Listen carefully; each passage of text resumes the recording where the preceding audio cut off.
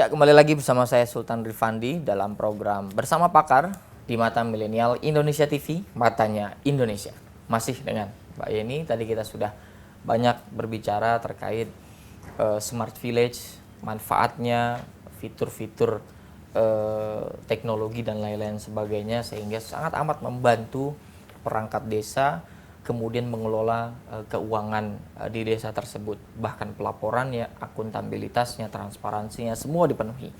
Nah, tadi sebelum break saya sempat menitip pertanyaan terkait dengan mengulas sedikit seperti apa pemanfaatan fasilitas layanan perbankan, Mbak Yeni, dalam rangka pengelolaan keuangan desa. Mungkin ada beberapa hal yang juga dilakukan di desa-desa binaan Bank BJB dan lain-lain sebagainya. Silakan, Mbak Yeni. Oke, terkait dengan pemanfaatan layanan perbankan. Yap. Tadi untuk digitalisasi desa. Tadi mungkin sempat banyak dibahas terkait integrasi keuangan desa, gitu ya. Ada pemanfaatan fasilitas internet banking corporate Bank BJB, gitu.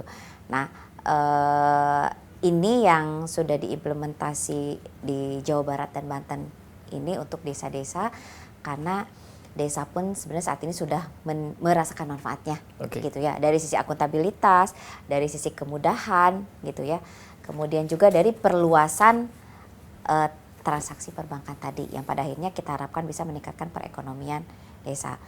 Jadi kalau dari pemerintah desa tadi diberikan kemudahan, kemudian kita bisa membentuk ekosistem digital desa. Nah, inilah yang sebenarnya saat ini kita kejar dan manfaatnya memang bisa terasa langsung di masyarakat, gitu, untuk pemanfaatan layanan perbankan tadi. Jadi memang masyarakat betul-betul merasakan ya, iya, terbantu dengan program Smart Village tadi. Nah, itu kan memang dalam ruang lingkup desa, Mbak Yeni. Jadi program-program BJB yang spesifik membantu atau mengintervensi dari perangkat desa, pemerintah desa dan lain-lain sebagainya. Nah, tentu Bank BJB kan pasti punya skema kerjasama juga yang mungkin dilakukan di lembaga-lembaga lain kah, atau kementerian-kementerian, atau di tingkat provinsi, kota atau kabupaten. Adakah kerjasama itu dilakukan untuk membantu maksimalisasi lah dari Smart Village ini? Adakah kira-kira Mbak ini? Ya, memang untuk melaksanakan program ini butuh tadi ya, butuh support dari seluruh lapisan, terutama dari pemerintah. Dengan pemerintah Provinsi Jawa Barat kita punya MOU. Oke, ada MOU pemanfaatan layanan perbankan dan pemberdayaan ekonomi masyarakat. Kemudian juga dengan pemerintah kabupaten kota pun sama. Jadi pada saat kita mau implementasi di kabupaten tertentu, kita buat MOU juga dengan pemerintah daerah kabupaten setempat. Supaya kenapa ada dasar tadi, dan kita pun bisa di support maksimal, gitu. Dan tentunya dari pemerintahan pusat pun ada dukungan. Kita juga melakukan kerjasama dengan Kementerian Desa, dan juga di awal tahun 2002 ini kita juga sudah melakukan MOU dengan Kemendagri. Apa saja tuh bentuk-bentuk program atau MOU-nya yang dilakukan? Cakupan MOU-nya, ruang lingkupnya adalah kita menawarkan seluruh layanan perbankan yang dimiliki Bank BJB yang bisa dimanfaatkan untuk pemerintah desa. Seperti halnya yang sudah kita lakukan di Jawa Barat dan Banten tadi, gitu.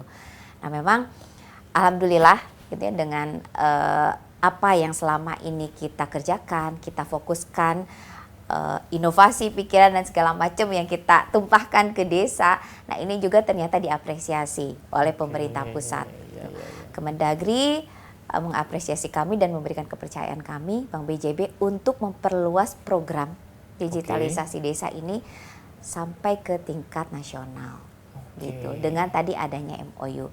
Jadi kami diperbolehkan juga untuk menawarkan layanan desa tadi juga di luar daerah Jawa Barat dan Banten.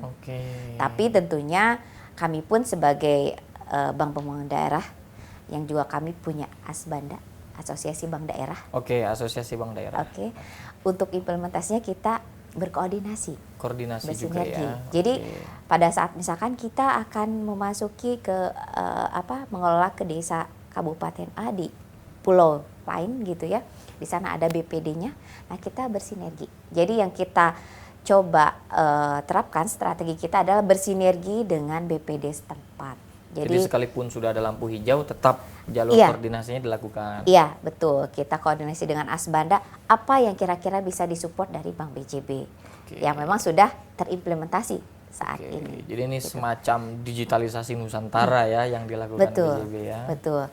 Kami senang sekali dapat kesempatan ini karena artinya program yang kami buat ini cakupannya tidak hanya regional Jawa Barat Banten saja gitu, tapi bisa diimplementasi di luar. Artinya manfaatnya pun bisa dirasakan untuk masyarakat desa se-Indonesia. Bahkan bisa dikatakan sebagai percontohan ya Mbak Yeni ya. Iya, betul.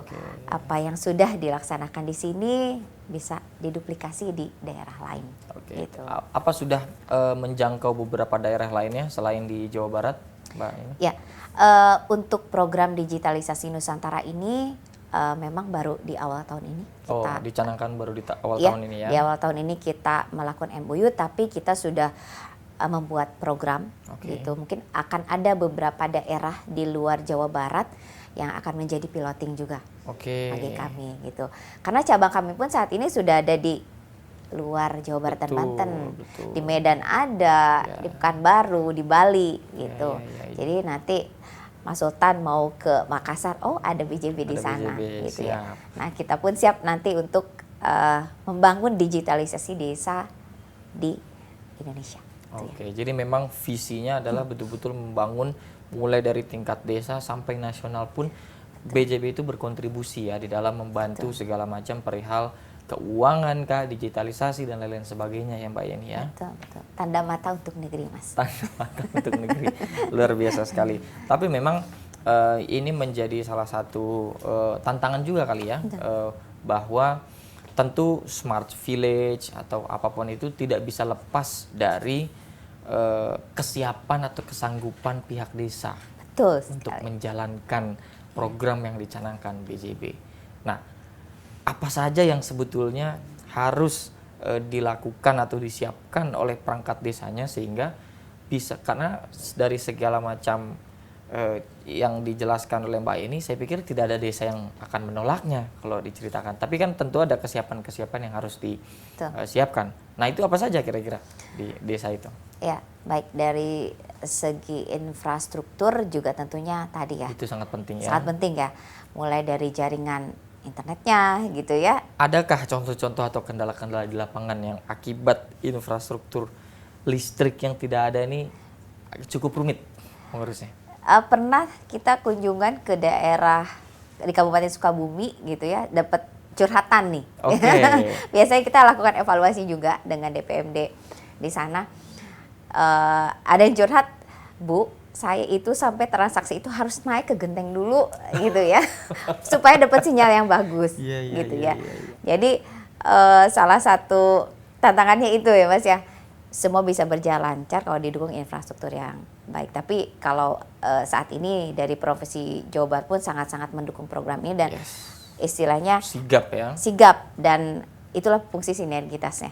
Jadi ada satu sisi yang bisa kita akomodir, sisi lain yang juga yang menjadi tugas pemerintah juga itu pun sangat disupport oleh pemerintah daerah di sini. Dan tentu saja bukan hanya perangkat seperti listrik dan lain-lain sebagainya, tapi masyarakatnya, kepala desanya, itu kan juga harus mempersiapkan juga kan untuk menjalankan program ini ya. Iya, betul. Nah, ini salah satu tugas sosialisasi juga nih yang kita lakukan dengan tadi teman-teman baik itu di BJB maupun dari pemerintah setempat gitu. Jadi kita melakukan sosialisasi itu tidak hanya tadi ya Mas ya ke kepala desanya, aparatur desanya, tapi sampai tingkat warga desanya pun gitu ya kita lakukan sosialisasi. Nah, kalau saat ini yang sering kami lakukan selain tadi mungkin kita juga bikin materi-materi ya terkait dengan produk digital BJB apa saja. Nah, biasanya kita tuh nempel di program-program milik Pemda atau dinas. Berkolaborasi. Kolaborasi lagi, kembali lagi kolaborasi penting. Nah, misalkan dari dinas DPMD provinsi lagi bikin acara penyuluhan gitu ya, penyuluhan untuk para PKK, posyandu, nah kita nempel di sana. Gitu. Jadi sekalian mereka penyuluhan, sekarang kita sosialisasi gitu. BJB punya produk apa sih gitu ya, atau ada program penyaluran bantuan Nah, kita nempel di sana. Oke. Sekalian sosialisasi terkait literasi keuangan, apa sih fungsi perbankan gitu ya. Kenapa mereka harus belajar berbank gitu. Nah, ini biasanya kita nempel di program-program milik pemerintah juga. Jadi simbiosis mutualisme Iya, jadinya pemerintahnya terbantu, Bank BJB pun ikut serta dalam kontribusi dalam program tersebut ya Mbak Yeni ya. Iya, iya. Bahkan untuk digitalisasi daerah ini sebenarnya dari pihak regulator seperti OJK, dari pengawas OJK punya program TPAKD. TPAKD, apa itu program? Tim Percepatan Akselerasi Keuangan Daerah. Oke. Gitu. Ada program TPAKD. Dari Bank Indonesia pun ada tim percepatan perluasan digitalisasi daerah. Oh, oke. Gitu. Jadi sebenarnya mungkin target atau perluasan digital ini tidak hanya tugas dari kami perbankan gitu, dari pemerintah daerah saja, tapi sampai ke pengawas pun, BI, OJK pun punya tugas yang sama atau punya target yang sama. Nah, dengan kolaborasi ini akhirnya kami bisa berjalan bersama-sama gitu. Jadi lebih enak sebenarnya pada saat kita mau turun ke daerah A dengan adanya dorongan dari BI, dengan adanya dorongan dari OJK, nah ini akhirnya bisa berjalan gitu. Dan itu akan memaksimalkan bantuan untuk masyarakat. Betul, betul. Ya. Tidak dari satu sisi saja Betul, gitu ya. betul, Tapi betul. semua pihak pun yang memang ada kepentingan di sana bisa bersama-sama. Ya. Gitu. Tentu kan ini menjadi selain memang sebagai perbankan, tugas-tugas kalkulasi ekonomi menjadi penting di dalam kalkulasi perbankan, tapi sebagai bank daerah gitu ya, Bank BJB, kebermanfaatan kepada masyarakat tentu itu kan yang menjadi dikedepankan ya, Betul, Mbak Yeni ya. betul, Visinya betul. kemudian membantu, menolong, itu yang menjadi motivasi dasar ya Mbak Yeni ya. Betul, betul. Sejauh mana Bank BJB bisa memberikan manfaat gitu ya. Sejauh mana Bank BJB bisa membantu tadi visi salah satu misi kami adalah membantu mendorong perekonomian daerah, laju perekonomian daerah. Nah, sejauh mana kita bisa merealisasikan itu gitu ya. Nah, tentunya tadi dengan apa yang sudah kita laksanakan melalui digitalisasi, melalui kemudahan layanan. Nah, ini tentunya diharapkan tadi untuk peningkatan perekonomian daerah tadi. Kalau terkait dengan kembali digitalisasi Nusantara, Ya. apa target yang ingin dicapai di tahun ini sehingga memang visi ini dapat terlaksana? Mbak Yeni. Target tentunya kalau untuk wilayah Jawa Barat dan Banten sudah ada yang terimplementasi ya, Oke. masih ada di beberapa desa. Bahkan kalau tadi contoh implementasi internet banking corporate ini sudah hampir 60% desa Oke. di Jawa Barat dan Banten sudah 60% ya? Iya, 60%. Jadi kurang lebih ada sekitar 6.000 desa di Jawa Barat dan Banten, 4.000-nya sudah nih. Oke. Sudah terbiasa mereka transfer gitu ya menggunakan internet banking. Sudah terbiasa mereka melakukan pembayaran payrollnya, penggajiannya melalui internet banking. Itu di desa-desa berarti ya? Di desa-desa gitu. Nah, target kami untuk tahun ini tadi kami bisa mengimplementasikan secara nasional. Oke. Gitu ya. Di beberapa wilayah tentunya ada wilayah yang merupakan wilayah kerja kami juga. Ada daerah contoh mungkin Surabaya di sana, ada Semarang di sana.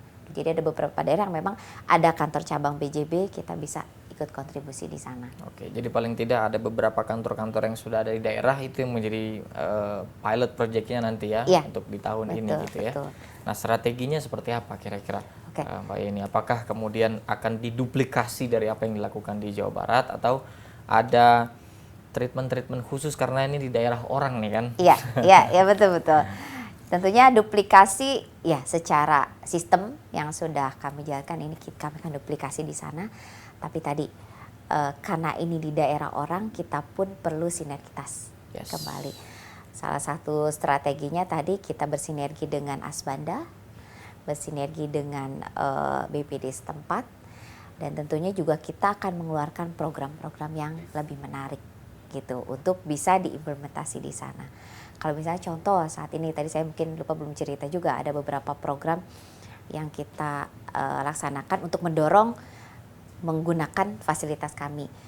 Contoh di BUMDes kita punya program BJB Bunga. BJB? Bunga. Bunga? Ada haknya berarti ya? Bunga. Oke. Bunga itu kalau dalam bahasa Sunda itu bahagia. Oh, senang. Oke. Itu bahasa Sunda. Nah, ini kalau orang Sunda udah tahu bunga gitu ya. Iya. BJB bunga diharapkan bisa memberi kebahagiaan gitu ya. BJB bunga ini ada artinya juga. BJB Bumdes Ngahiji. Artinya? Artinya kita mengharapkan ada sinergitas nih antara BJB dengan Bumdes. Okay. Karena Bumdes ini juga salah satu kunci pendorong perekonomian di desa. Yes, betul. Badan usahanya milik desa, ya, gitu ya. Ya. Desa punya potensi wisata, Bumdes lah yang kelola. Ya, gitu. betul. Nah ini kita ingin optimal juga untuk kerjasama dengan Bumdes. Nah salah satu program yang sudah kami jalankan ini mungkin tahun kedua, BJB Bunga ini kami mengapresiasi Bumdes-Bumdes yang sudah memiliki tadi internet banking corporate Bank BJB dan aktif menggunakan IBC tadi. Nah kita berikan indikator aktif itu apa aja, Mbak? Kita lihat dari transaksi. Oke. Nah salah satu transaksi yang kita angkat sebenarnya adalah transaksi pajak. Jadi kalau keunggulan BJB ini salah satunya di internet banking kita nih, kita bisa melakukan pembayaran pajak provinsi kah, pajak kabupaten kota kayak Isamsat, untuk pajak kendaraan bermotor, kemudian juga pajak bumi dan bangunan, BPHTB dan lain-lain ini bisa dilakukan di sana.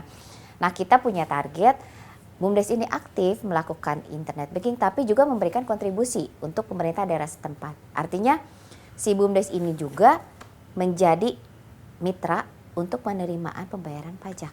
Oke. Gitu. Kalau tadinya nih masyarakat mau bayar PBB harus datang ke BJB gitu. Betul. Sekarang nggak perlu Mas. Jadi cukup datang ke Bumdes.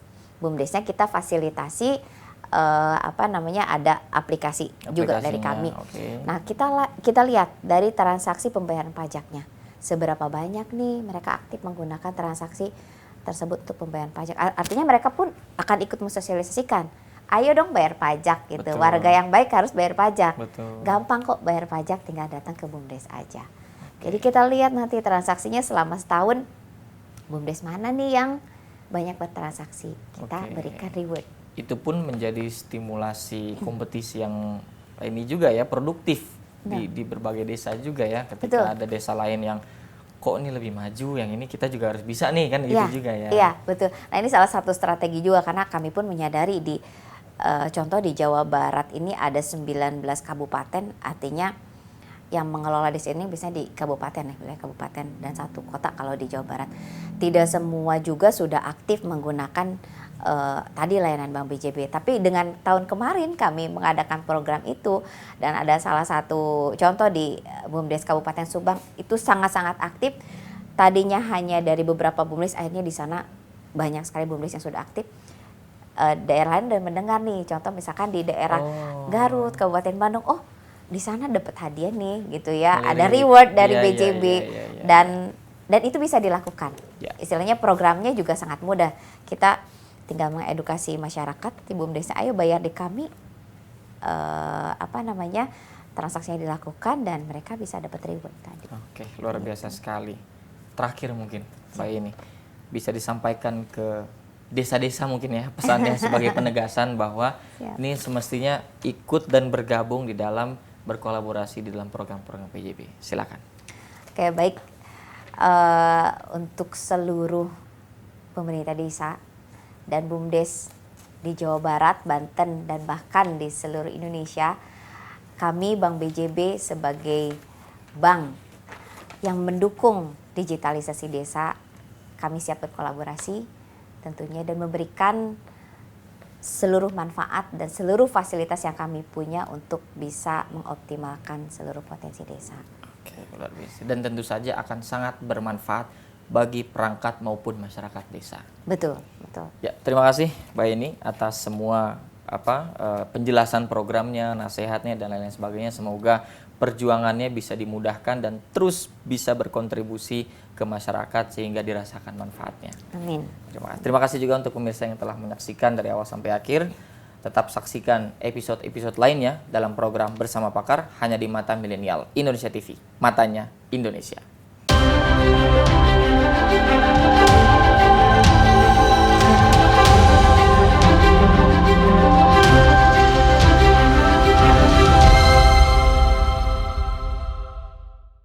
Acara ini dipersembahkan oleh Bank BJB.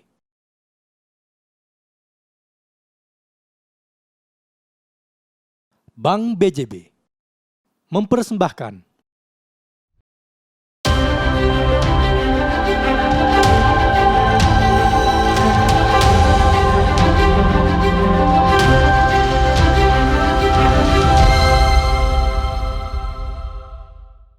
Assalamualaikum warahmatullahi wabarakatuh. Bertemu kembali bersama saya Sultan Rifandi dalam acara Bersama Pakar di Mata Milenial Indonesia TV, Matanya Indonesia.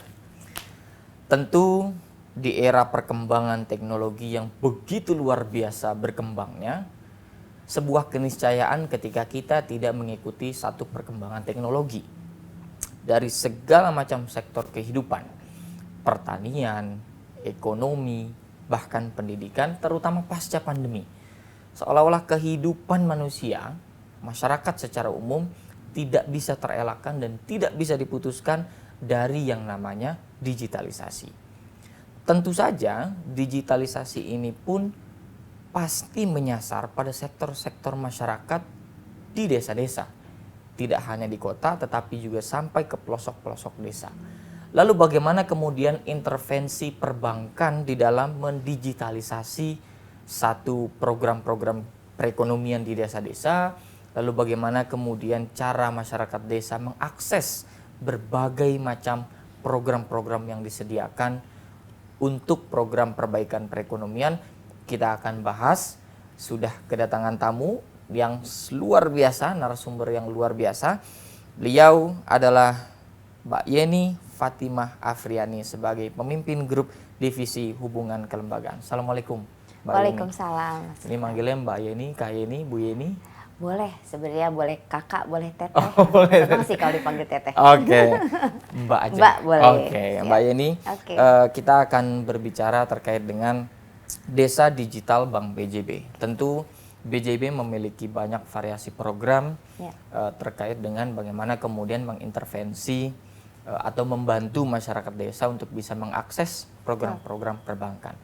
Tapi mungkin sebelum kita spesifik membahas mengenai program-program yang ada di BJB, kita mau bahas yang secara umum terlebih dahulu nih. Ini kan memang pasca pandemi ini nggak bisa dipungkiri Mbak Yeni ya, bahwa peran teknologi itu tidak bisa dilepaskan dari sektor-sektor kehidupan.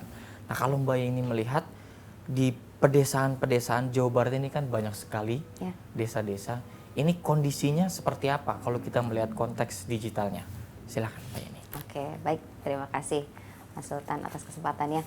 Bicara digitalisasi, kalau melihat kondisi saat ini, tentunya dengan kasus COVID ya, selama 2 tahun terakhir ini mendorong digitalisasi di seluruh sektor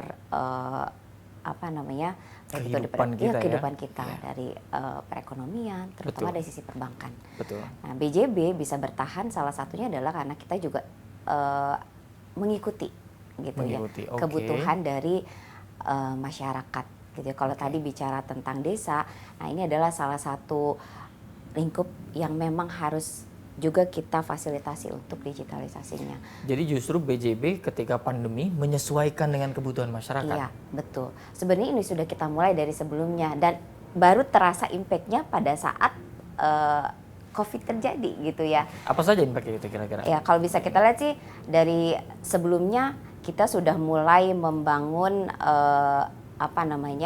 dari media pembayaran. Misalkan ya, media pembayaran kita sudah mengembangkan KRIS. Gitu ya.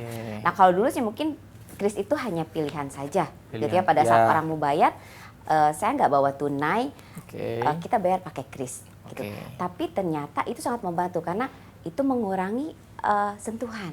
Kalau kayak kemarin COVID orang dilarang, bukan dilarang ada resiko di sana pada saat kita transfer uang fisik, gitu ya.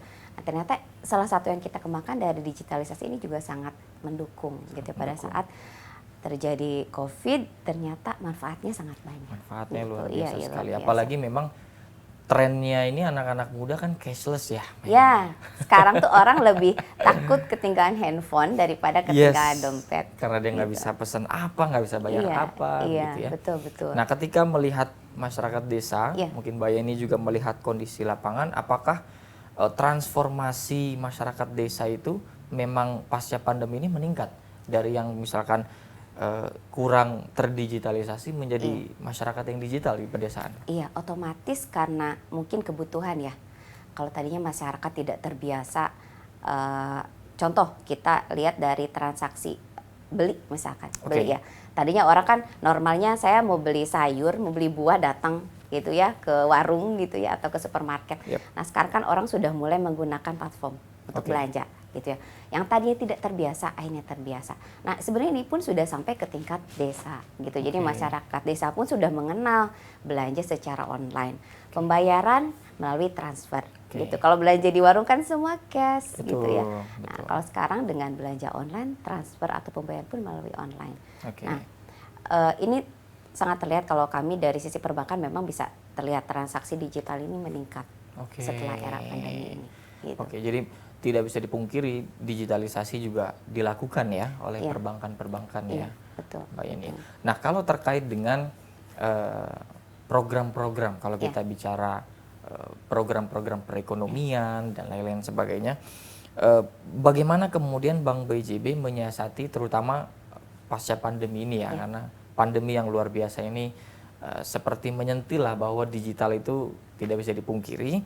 Nah apa saja sejumlah program digital yang diluncurkan untuk membantu kondisi perekonomian masyarakat desa? Desa ya. Baik. Kalau bicara desa memang luas, sangat luas ya Mas ya. Jadi di desa ini ada pemerintah desanya gitu ya. Ada badan usaha desanya atau biasa kita sebut BUMDes, badan usaha milik desa. Badan usaha milik desa ya. BUMDes. Kemudian juga di sana ada pelaku UMKM gitu ya. Entah di sana misalkan potensi desanya ada pembuat kerajinan kah gitu, ada yang home industry, petani gitu. Bahkan sampai ke level masyarakat pada umumnya. Nah, BJB di sini memang kita tidak hanya melihat satu tadi hanya karena kita mau ngejar misalkan digitalisasi desa, kita kejar pemerintah desa tidak. Tapi kita melihat dari seluruh sektor tadi ya. Dari pemerintahnya, dari BUMDesnya, kemudian dari para pelaku usahanya sampai ke masyarakat desa. Banyak sekali program yang kita buat. Contoh, untuk pemerintah desa kita lihat kebutuhan dari pemerintah desa ini apa. Gitu ya. Jadi dianalisis juga ya? Iya, dianalisis. Jadi kita lihat memang BJB ini karena kami bank daerah gitu ya. Kami pun punya tanggung jawab dari para pemilik saham kami untuk bisa mengembangkan perekonomian desa. Sekalipun ruang lingkupnya sudah nasional juga ya? Betul, tapi ini tanggung jawab kami juga nih sampai ke tingkat desa. Nah kita lihat nih, di desa ini saat ini tentunya kan desa punya otoritas sendiri ya, gitu ya. Bahkan kepala desa dipilih sendiri. Nah, kepala desa dipilih sendiri betul. Kemudian juga bisa mengelola APBD sendiri, APBDes. Nah, tentunya kucuran dana banyak sekali ya. Betul. Apa itu dari pusat, dari pemerintah provinsi, bantuan-bantuan maupun dari kota kabupaten. Nah, desa sendiri ini mereka juga dituntut untuk bisa melakukan pengelolaan keuangan secara akuntabel dan transparan. Gitu ya. Jadi segimanapun programnya, akuntabilitas itu harus tetap dilaksanakan ya di desa-desa. Betul, di desa. Nah, kalau saat ini kan kita udah biasa dengar ya Pemkab, Pemkot ya level kota kabupaten provinsi bahwa pengelolaan APBD-nya harus akuntabel. Nah, sekarang sampai ke tingkat desa pun begitu. Nah, kita lihat apa kebutuhan dari desa ini gitu. Nah, kita coba akomodir gitu ya. Kita coba sinergitaskan gitu ya. Sehingga dari sisi layanan keuangan atau layanan perbankan BJB bisa kita tawarkan, tapi kita bisa kasih nilai lebih gitu untuk pemerintah desa. Contoh saat ini desa sudah kita fasilitasi dengan giro Bank BJB ya untuk transaksi keuangan. Tadi bicara dana, ada dana dari pusat, dari provinsi, kota semua masuk ke rekening yang ada di bank. Nah, kita fasilitasi dengan giro. Plus tadi digitalnya apa? Ada internet banking corporate. Gitu. Itu untuk transaksi perbankan. Kalau untuk perorangan kayak mobile banking. Kalau ini mobile banking tapi untuk instansi desa. Jadi pemerintah desa mau transfer misalkan untuk pembayaran gaji atau tunjangan aparatur desa tinggal transfer melalui internet banking tadi. Jadi nggak yang membawa fisik uang itu Udah ya nggak dari zaman pusat. lagi, Mas. Iya. Jadi kalau dulu mungkin ya pemerintah desa dapat kucuran dana dari pemerintah, dia harus datang ke bank, bawa uang. Itu risiko. Betul. Banyak kasus juga kan ya. Betul. Ada yang tahu lah si kepala desa ini bawa uang ke bank dalam jumlah yang besar gitu ya, akhirnya betul. Kriminalisasinya. Kriminalisasi. Iya. Nah, kita coba memberikan kemudahan tadi dengan internet banking corporate. Jadi mau transaksi apapun, transfer, misalkan ada proyek untuk pembangunan jembatan, beli bahan-bahan bangunan, toko material, tinggal transfer aja. Gitu. Nah, ini tentunya juga yang akan mendorong ekosistem digital di desa. Kalau tadi dari sisi pemerintah desa dikasih kemudahan untuk bayar, otomatis yang nerima pembayaran pun sama, harus punya rekening di bank. Terus kita juga kasih fasilitas untuk ngecek desa sudah transfer, kasihlah mobile banking juga. Jadi akhirnya terciptalah ekosistem desa. Tapi tentunya tadi apa sih nilai plusnya gitu ya untuk si desa ini gitu ya. Selain dari tadi kemudahan transfer dan lain-lain. Nah, saat ini kami punya program sistem keuangan desa online. Sistem keuangan desa online. Iya. Jadi fasilitas IBC kami tadi untuk transaksi keuangan kita integrasikan dengan sistem yang dimiliki oleh desa. Jadi desa ini punya sistem yang memang harus digunakan untuk keuangan. Kalau dulu sebelum ada integrasi gitu ya, desa nih pada saat tadi misalkan mau mengeluarkan biaya untuk membangun jembatan. Misalkan jalan jembatan gitu ya. Pada saat mengeluarkan uang itu kan harus ada pencatatan. Ya, biasanya mungkin di sana ada bendahara gitu ya mencatat gitu ya. Bendahara desa. Bendahara. Untuk bayar materialnya berapa? Untuk bayar misalkan pegawai yang melakukan pekerjaan tadi berapa? Ini dicatat secara manual. Nah, dengan adanya integrasi tadi gitu ya. Mereka mencatat di sistem keuangan desa dan diintegrasikan dengan IBC, pada saat dilakukan pembayaran, contoh tadi transfer ke toko material, ini akan langsung terflag bahwa kas desa berkurang sekian ini untuk pembayaran. Gitu. Secara otomatis tercatat berarti. Secara otomatis tercatat dan dari sisi pelaporan itu ada juga. Jadi misalkan gini Pak, untuk tadi pengeluaran biaya pembayaran. Di sistem keuangan desa mereka akan input data, saya akan melakukan pengeluaran pembayaran. Kemudian keluarlah kode pembayaran. Kalau kayak kita belanja di toko online kan ada nomor VA, seperti itu sama ya. Virtual account billing ya. Ya, virtual account billing. Nah, ini kurang lebih ada kode. Kode ini yang akan nanti diinput di internet banking kita.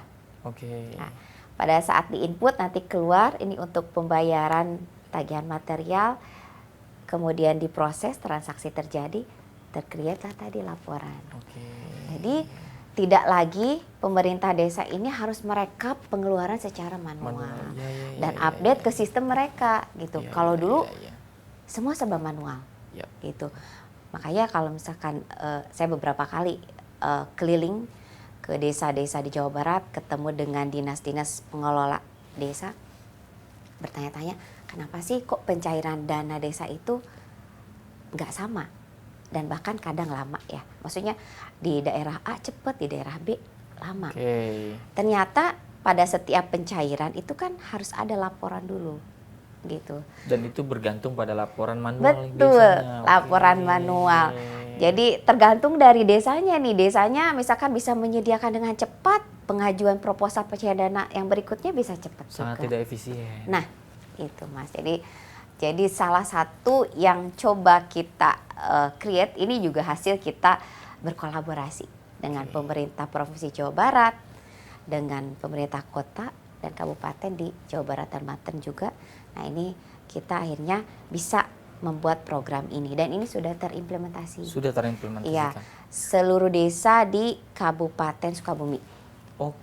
Ini sudah menjadi piloting 381 desa di Kabupaten Sukabumi itu sudah terintegrasi dengan internet. Artinya memang desa-desa ini menyambut program yang dilakukan oleh BJB ini ya? Iya, betul. Karena memang manfaatnya sudah terasa. Gitu ya, dari sisi pengelolaan keuangan, semua jadi serba mudah. Sangat efisien, Gitu. efektif, dan tentu saja sangat amat mengurangi potensi penyelewengan. Nah, itu semua serba tercatat gitu ya, Iya, bisa iya, ditelusuri iya, di iya, sana. iya. Kalau udah bicara digital semua serba Iya, iya, tercatat. iya. Dulu kan mungkin potensi penyelewengan itu ketika ada bantuan dari pusat menuju desa itu terkikis gitu ya. Nah, dengan laporan yang efisien, efektif ini mengurangi segala macam potensi penyelewengan itu ya, Mbak ya. Iya, betul sekali. Nah, ini juga yang diapresiasi oleh Kemendes juga gitu untuk pengelolaan keuangan desa di Jawa Barat sudah bisa terintegrasi dan ini bisa dimonitoring. Gitu. Jadi kalau tadi kabupaten atau provinsi ngasih bantuan ke desa, tentunya mereka pengen tahu dong gitu ya. Dan ini digunakan untuk apa saja. Dan bisa itu ya? Bisa gitu. Karena itu sudah terintegrasi, kita pun bersinergi dengan DPMD Kabupaten Sukabumi yang sudah berjalan. DPMD ini bisa melihat dari total misalkan 381 desa dengan dana bantuan sekian, ini sudah berapa banyak desa yang mengoptimalkan dana tersebut. Gitu. Jadi ada dashboard monitoring yang kita berikan ke pemerintah daerah. Gitu. Nah, itu kan di beberapa desa sudah melakukan sistem seperti itu. Tapi melihat desa-desa lainnya, apa saja tantangan-tantangan ini? Kan pasti tentu tidak sebuah desa yang memiliki perangkat memang cukup untuk melakukan itu, dan mungkin ada beberapa tantangan-tantangan di lapangan di beberapa desa yang tidak merespon program dari BJB ini. Ya, ada tantangan yang memang desanya semangat, ternyata jaringan internet. Nah, itu sebenarnya salah satu yang jadi tantangan untuk kita bersama mungkin ya, di daerah Jawa Barat maupun Banten ini masih banyak desa yang memang belum terjangkau internet gitu. Nah, seharusnya kalau misalkan semua desa sudah bagus, ini sudah bisa diimplementasikan. Tapi satu hal juga, kita perlu dukungan dari pemerintah daerah setempat gitu, supaya integrasi ini bisa berjalan. Atensi itu sangat dibutuhkan. Betul. Dari sisi dukungan dan regulasi pun ini sebenarnya yang akan bisa mempercepat untuk implementasi. Jadi dari kepala daerahnya, kemudian dari dinas pengelola desa tersebut, kalau bisa memberikan dukungan penuh, ini bisa segera terrealisasi. Dan ini pasti tidak mungkin satu pihak saja, ya dari pihak desanya, perbankannya, dari provinsi, kabupaten, kotanya, itu memang harus bersinergi, begitu ya Mbak Yeni. Nah, ini kan memang menjadi satu kebermanfaatan yang luar biasa ketika satu desa melaksanakan program yang dicanangkan oleh Bank BJB ini.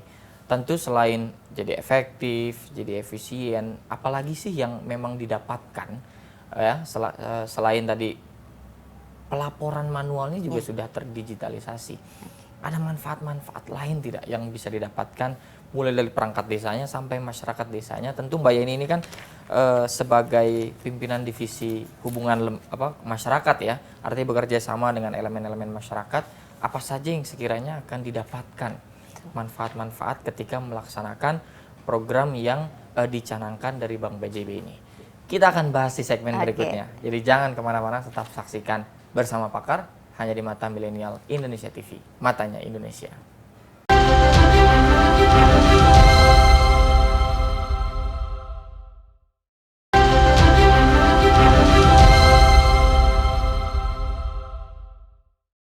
Ya, kembali lagi bersama saya Sultan Rifandi dalam program Bersama Pakar di Mata Milenial Indonesia TV, matanya Indonesia. Masih dengan Mbak Yeni. Tadi kita sudah berdiskusi banyak ya Mbak ya, terkait dengan betapa pentingnya mengikuti program digitalisasi yang dibantu oleh Bank BJB, dan ada banyak sekali manfaat-manfaat. Tapi tadi sebelum break saya mempertanyakan terkait dengan, tentu tadi Mbak Yeni menjelaskan ada banyak sekali perubahan atau manfaat yang didapatkan satu desa di dalam menjalankan program-program yang salah satunya itu SIS Kodes Online. Nah, selain itu ada nggak sih manfaat-manfaat lain ketika desa ini mengikut sertakan pemerintahan desanya gitu ya, aparatur desanya di dalam program-program Bank BJB ini? Baik. tadi kalau sisi manfaat dari pemerintah desa gitu ya. Sekarang kita bicara lebih luas lagi untuk masyarakatnya itu sendiri gitu ya. Kalau tadi dari Siskodesnya sendiri, Siskodes online ini selain dari pemerintah desa akuntabel, transparan gitu ya. Dari sisi masyarakat sebenarnya akhirnya tadi ya tercipta di ekosistem digital gitu ya. Masyarakat juga akhirnya mulai terbiasa dengan transaksi digital, menggunakan layanan perbankan. Dan masyarakat desa ikut serta juga kan ya Mbak ya? Jadi paguyuban petani apa misalkan itu juga ikut serta ya? Iya. Semua lapisan masyarakat yang memang ada di desa itu dan memang di sana ada transaksi keuangan pun itu yang tersentuh juga oleh kita. Termasuk tadi BUMDes gitu ya. Nah bahkan untuk para aparatur desa nih, kalau sebelumnya kan transaksi pembayaran gaji masih manual gitu ya.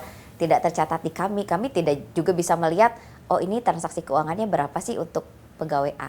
Nah dengan tadi melalui Bank BJB, payrollnya melalui rekening, ini juga bisa kita fasilitasi kreditnya gitu. Mereka ada kebutuhan buat beli motor atau apa.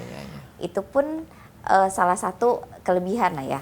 Karena gajinya di Bank BJB, semua transaksi melalui Bank BJB kita berikan fasilitas. Otomatis kita juga ingin meningkatkan kesejahteraan dari para tadi aparatur desa sendiri.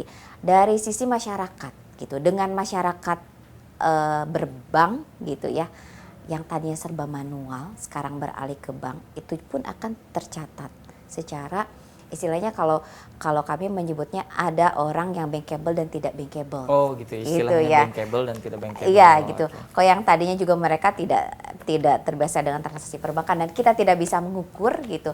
Nah, dengan adanya atau menikmati fasilitas perbankan ini akhirnya bisa terukur. Contoh tadi BUMDes misalkan, mereka punya usaha potensi pengelolaan air gitu ya. Tadinya catatannya manual semua, tapi kita fasilitasi internet banking corporate tadi dan punya rekening di BJB. Akhirnya kita bisa melihat kan perputarannya itu berapa sih gitu. Kita lihat potensinya ada. Oh, untuk memperbesar usahanya bisa kita kucurkan kredit gitu. Jadi memang efek domino ya. Betul. Menggunakan program-program BJB lainnya pun bisa dimudahkan juga. Betul. Intinya kalau kami dari sisi bank bagaimana kita pun bisa memfasilitasi masyarakat untuk meningkatkan perekonomian gitu. Dari sisi digitalnya ada, dari sisi layanan perbankannya. Nah kalau dari sisi kita melihat ruang lingkup desanya, ketika melakukan banyak sekali program-program atau bantuan dari BJB, apa yang bisa didapatkan dari desa tersebut, Mbak Yeni? Oke, yang bisa didapatkan dari desa, kalau tadi kami yang menjadi target ya, tadi membentuk ekosistem digital. Untuk tadi. ekosistem. Ya. Sehingga ketika ekosistem digital itu terbentuk, akan menjadi smart village atau seperti apa kira-kira visi BJB? Betul sekali, Mas. Jadi salah satu program kami dengan pemerintah daerah itu kita punya Go Smart City. Target platform Go Smart City yang kita kerjasamakan dengan pemerintah daerah. Go Smart City. Go Smart City. Sampai ke level desa, kita ingin juga desa pun sama gitu ya, Smart Village gitu. Nah kita juga punya program Smart Village yang memang sudah diimplementasi juga nih Mas di Kabupaten Cianjur. Gitu. Jadi kalau mungkin Mas mungkin nggak di desa ya, kalau saya tinggal di desa nih. Tapi pernah lah tinggal di desa. Pernah lah ya tinggal di desa. Mau misalkan melamar pekerjaan, butuhkan surat keterangan domisili. Betul. Ya, kita ngurus ke RT dulu, gitu dulu. ya. RW dulu, baru ke kecamatan. Ke lurah gitu ya. dulu malah. Oh iya, lurah dulu baru kecamatan. Jadi ada beberapa yang harus birokrasi. Betul, yang harus dilalui. Nah, salah satu kelebihan dari Smart Village ini, kita menyediakan platform bekerja sama dengan pemerintah Desa Kabupaten Cianjur, pengurusan berkas-berkas yang biasanya diajukan ke desa ini kita buat secara online. Gitu. Kalau tadi ngurus keterangan domisili harus datang gitu ya ke beberapa meja. Nah, di Cianjur ini untuk pengurusan misalkan tadi surat keterangan domisili, masyarakat masuk ke aplikasi Smart Village tadi. Gitu. Ngisi di sana kebutuhannya apa, kemudian ini kan sudah online. Nah, admin di desa ini bisa tahu, oh ada pengajuan nih dari sini. Nah, nanti kita tinggal datang ke kantor desa, survei, untuk cetak aja Mas. Oh. Jadi datang itu kita tinggal cetak dan ditandatangani dan dicap oleh pemerintah desa. Gitu. Jadi tidak lagi harus melewati banyak birokrasi, sangat mudah gitu. Nah, kenapa bisa secepat itu? Karena dengan Smart Village ini juga kita mengintegrasikan data. Gitu. Jadi pemerintah desa ini punya data yang valid bahwa warganya ada berapa. Kemudian data NIK-nya ini pun terintegrasi dengan Disdukcapil. Gitu. Jadi pada saat tadi pengajuan tidak perlu verifikasi banyak. Toh atas nama saya NIP-nya berapa, NIK-nya berapa. Ini pun tercatat di database mereka sehingga mereka bisa tadi adminnya approve gitu untuk surat pengajuan tersebut. Jadi memang betul-betul memangkas step-step birokrasi yang berbelit, kemudian menjadikan Smart Village itu poinnya di situ ya. Iya. Jadi salah satunya itu baru salah satunya nih Mas.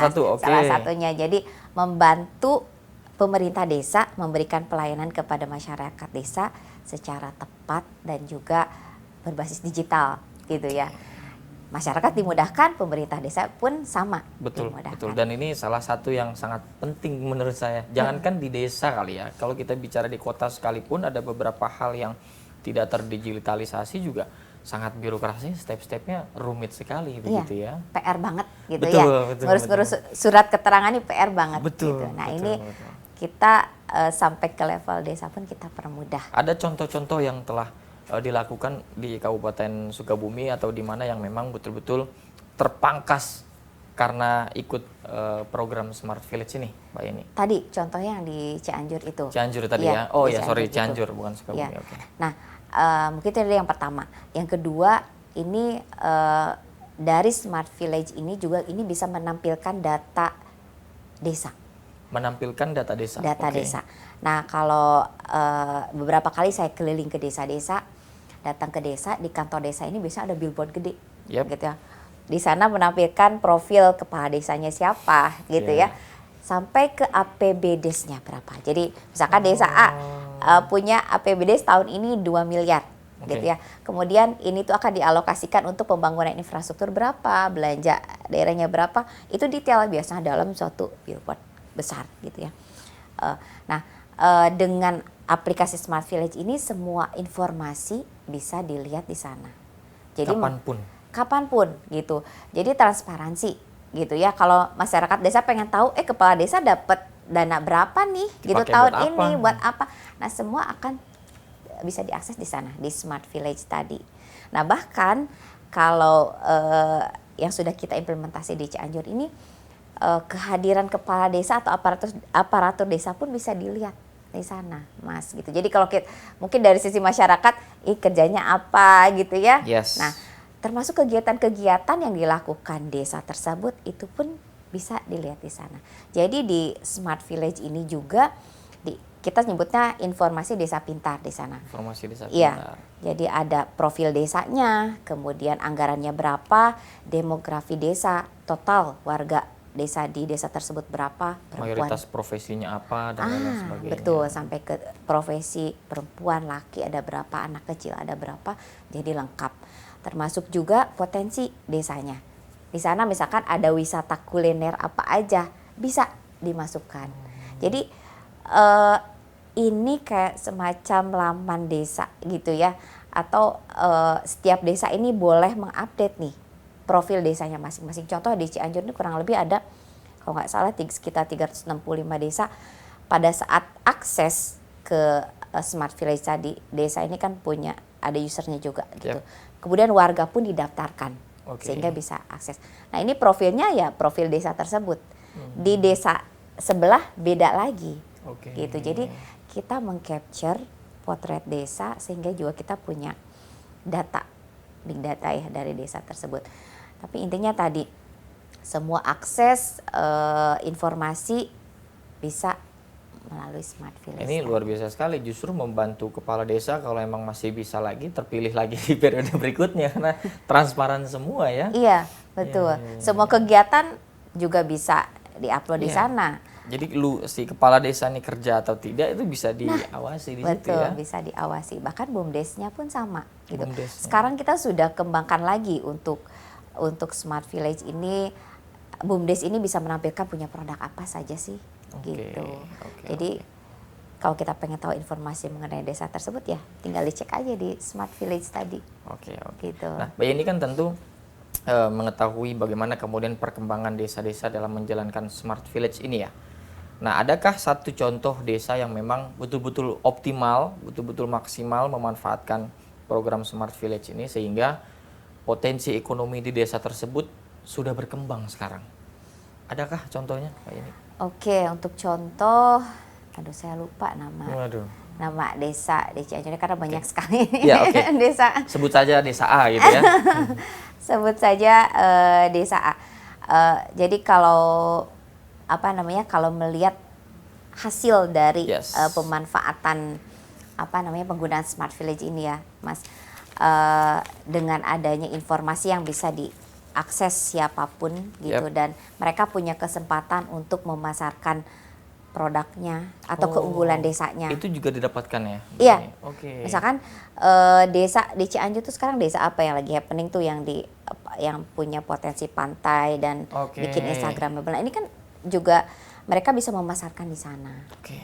Jadi masyarakat lain pun yang di desa-desa sebelah pun bisa dapat informasi mengenai ini. Jadi ini pun bisa jadi semacam transformasi besar-besaran gitu ya, ketika masyarakat desa yang notabene-nya identik dengan tidak terdigitalisasi, terbelakang menggunakan teknologi, ini dibantu juga dengan BJB untuk melakukan beberapa hal digitalisasi tadi ya. Betul. Ini ya. Betul. Nah, satu hal lagi juga yang ini jadi keunggulan kami, ya, Mas, dari digitalisasi ini adalah salah satu fiturnya adalah social fund transfer. Social fund transfer. Bicara kemarin COVID banyak sekali bantuan yang dikucurkan dari pemerintah, gitu ya. Salah satunya melalui desa, gitu.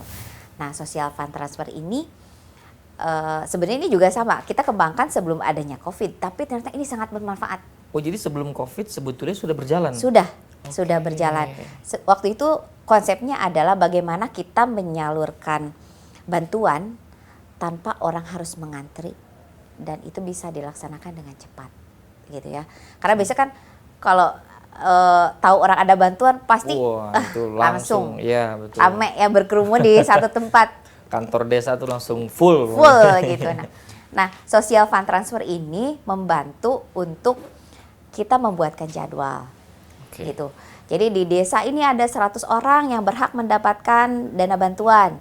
Nah, yang 100 orang ini kita coba bikin jadwal kapan dia harus datang. Dan dari sisi biasanya kan kalau penyaluran dana itu harus ada pengecekan, benar gak sih si A ini boleh dapat. Di sana kita ngecek KTP-nya benar enggak, NIK-nya benar enggak, bawa kartu keluarga dan lain-lain gitu ya. Ada klasifikasinya ya. Ada syarat-syaratnya banyak. Nah, ini butuh waktu. Nah, dengan adanya SFT ini semua data terekam di aplikasi, kemudian kita createkan QR code yang akan dicetak di surat undangan. Nah, jadi pada saat si A dia dapat surat undangan, di sana sudah jelas nama, alamat, kemudian juga kapan dia harus datang kemana. Nah, itu pun sudah terpetakan di sana. Jadi sudah kita coba jadwalkan bahwa hari ini cuman ada 20 misalkan yang menerima. Jadi tidak ada. Jadwal pengambilannya pun diatur. Nah, ini yang sangat dirasakan manfaatnya pada saat COVID kemarin. Nah, puncaknya di pandemi itu luar biasa sekali ya. Luar biasa di pandemi kemarin, akhir tahun 2020 kita dapat tugas dari pemerintah Provinsi Jawa Barat untuk menyalurkan dalam waktu yang singkat dengan jumlah yang sangat banyak bagaimana. Nah, ternyata ini manfaatnya. Kita bisa petakan ini mau disalurkan di mana saja. Oh, di desa. Di desa ada berapa titik yang bisa dimanfaatkan. Pilih sekolah-sekolah, jadwalnya sudah tersedia.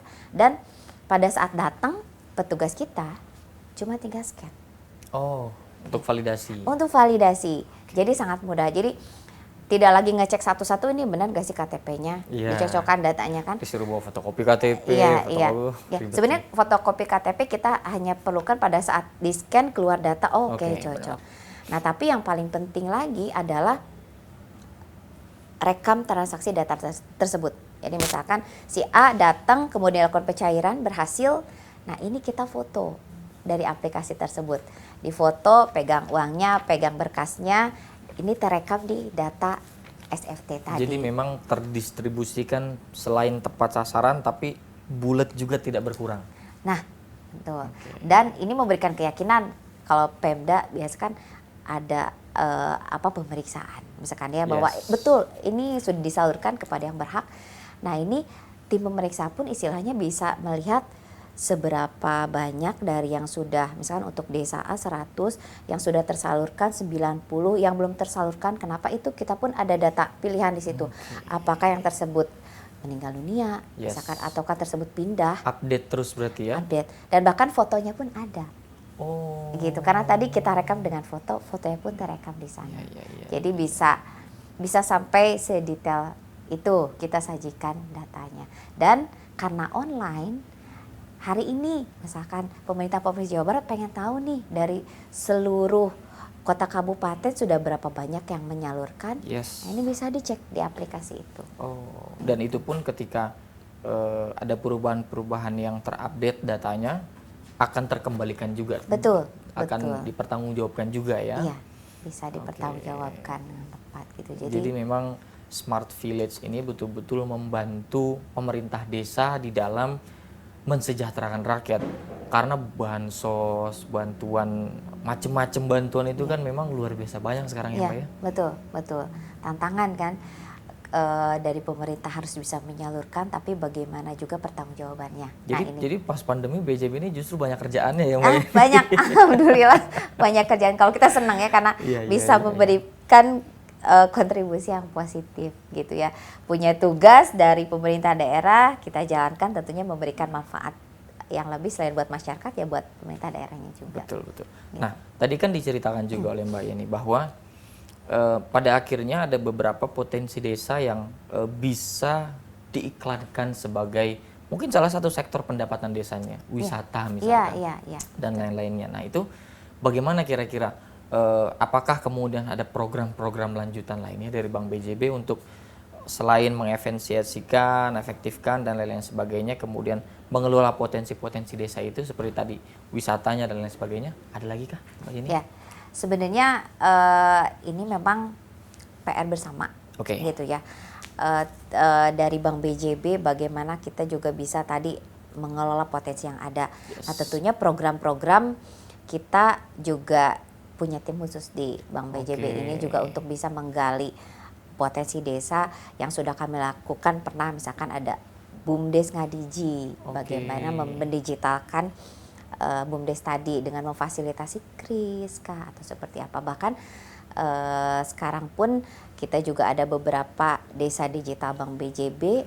Bagaimana kita memberikan fasilitas selain tadi fasilitas perbankan, tapi juga kita membantu untuk membranding lah ya istilahnya, membranding dari BUMDes tersebut supaya juga bisa terlihat gitu potensinya ya. Jadi memang ketika menggunakan Bank BJB ini efek jangka panjangnya luar biasa didapatkan ya untuk program-program lainnya juga. Untuk terkait dengan pemanfaatan fasilitas layanan perbankan dalam rangka pengelolaan keuangan desa. Ini kan tentu menjadi tantangan tersendiri. Bagaimana kemudian mengelola keuangan di desa ini dibantu dengan Bank BJB, tentu akan ada banyak intervensi dari Bank BJB. Nah, itu bagaimana kira-kira? Kita akan jawab di segmen berikutnya. Jadi jangan kemana-mana, tetap saksikan bersama Pakar hanya di Mata Milenial Indonesia TV, Matanya Indonesia.